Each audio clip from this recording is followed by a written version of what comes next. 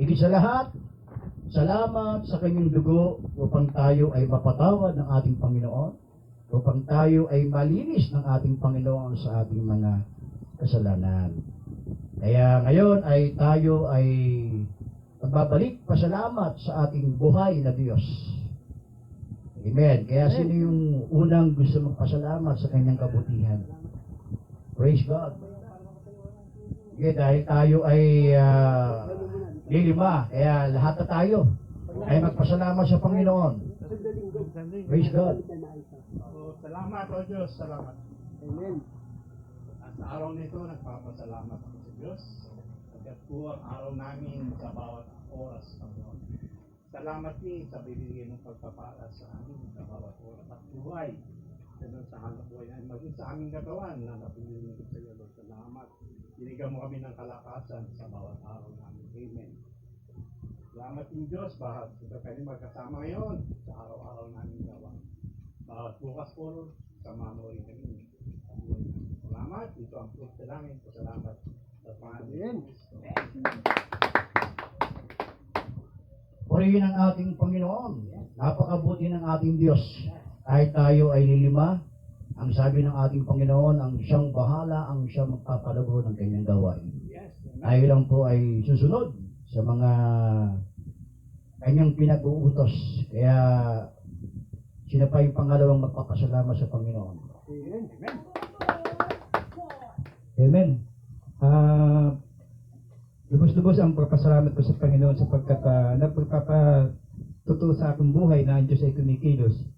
Sapagkat itong mga nakaraang araw lang, sinumpong na naman ako nung aking yung acid flux pupunta sa puso ko. Eh wala akong dalang mga gamot eh. Kaya wala naman ako ibang matakbuhan kundi sa Panginoon. Amen. Amen. Hindi ako nagdalawang kaya naramdaman ko kung paano kumilos sa akin ng Panginoon. Sapagkat yung puso ko parang hindi ako makahinga. Wala akong magawa dahil wala naman akong tao ng mga gamot. Nanarangin lang ako. Kahit na hindi nararaman ng mga kasamahan ko. Kaya kumilos na naman muli at napatunayan ko ang Panginoon ay hindi ang papabaya sa atin. Kaya yung mananampalataya sa Kanya, talagang ang Diyos ay mapapatunayan natin sa oras ng pangangailangan. Katabi lang natin siya. Kaya maraming salamat Panginoon. Kapasalamat ako sapagkat hindi lamang pati ang aking hanap buhay.